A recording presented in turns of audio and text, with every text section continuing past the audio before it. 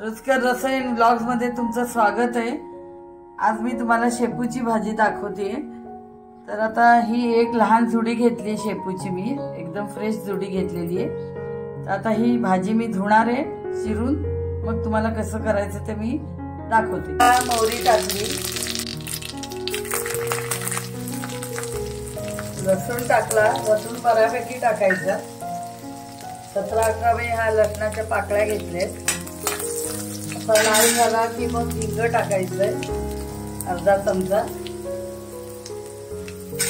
लाल मिरची, 1 चमचा हळद,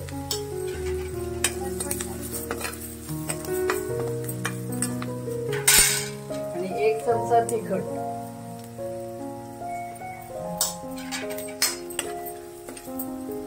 आपण शेपू घालायचं।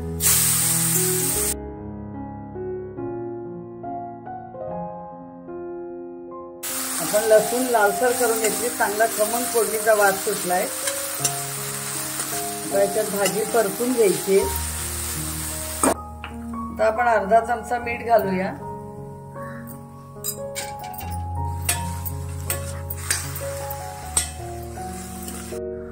थोडस नैवेद्याच्या वाटी एवढं मी पाणी घालते।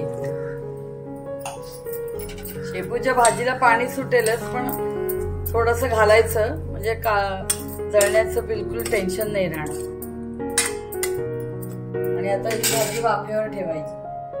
आता आपण ताटली ठेवायची, तर भाजीचं पाणी पण सुटेल। गॅस बारीक करायचा। तर आपण भाजीची झाकणी काढून बघूया।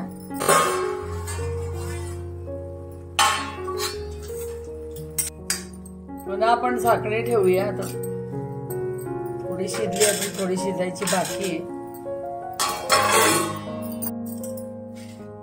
झाकणी काढूया, आपण बघूया। भाजी आपली शिजली आहे। आता हे अंगालगत थोडस पाणी आहे, अशा वेळेला डाळीचं पीठ आता घालणार आहे मी। असं थोडस अंगालगत पाणी आहे बघा। आता याच्यात मी डाळीचं पीठ घालते।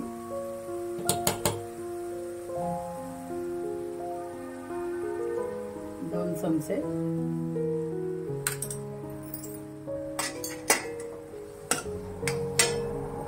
इकडे सगळे भांडे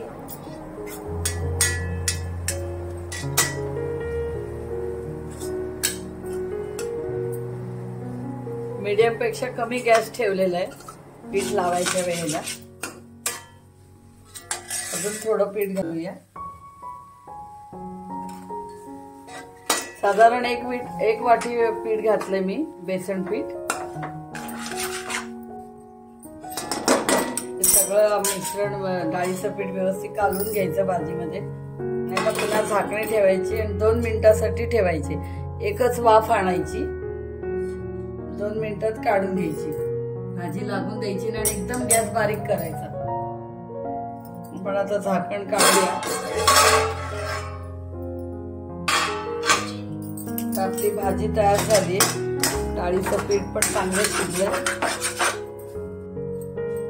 भाजी आपली तयार झाली। इतपत घट्ट करायची ही भाजी। आणि याच्यावर आता मी लसणीच्या फोडणीचा तडका घालणार। आता मी गॅस बंद करते, आपली भाजी झालेली। आता आपण 1 चमचा मोहरी घालूया। आता हा एवढा लसूण घेतलाय, तो घालायचा आहे।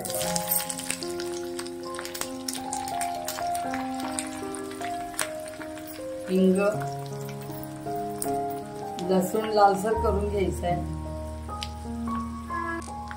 आपण तेलामध्ये हिंग लसूण घातलेला आहे, आपला तडका झालेला आहे। तर तो याच्यावर घालून घ्यायचा।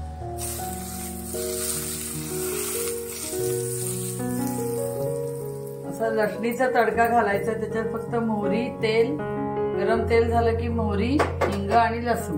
आपण आधी शेपूची भाजी करून घेतली, ती सर्विंग बाउल मध्ये काढली। नंतर मी मोहरी लसणीचा तडका मारला, म्हणजे फोडणी केली। तेल, मोहरी आणि लसूण, बाकी त्याच्यात हळद तिखट काही घातलं नाही। वरून जो आपण तडका तेलाचा फोडणी मारली ती, आणि हिंग घातलं। तर अशा प्रकारे मी तुम्हाला करून दाखवली।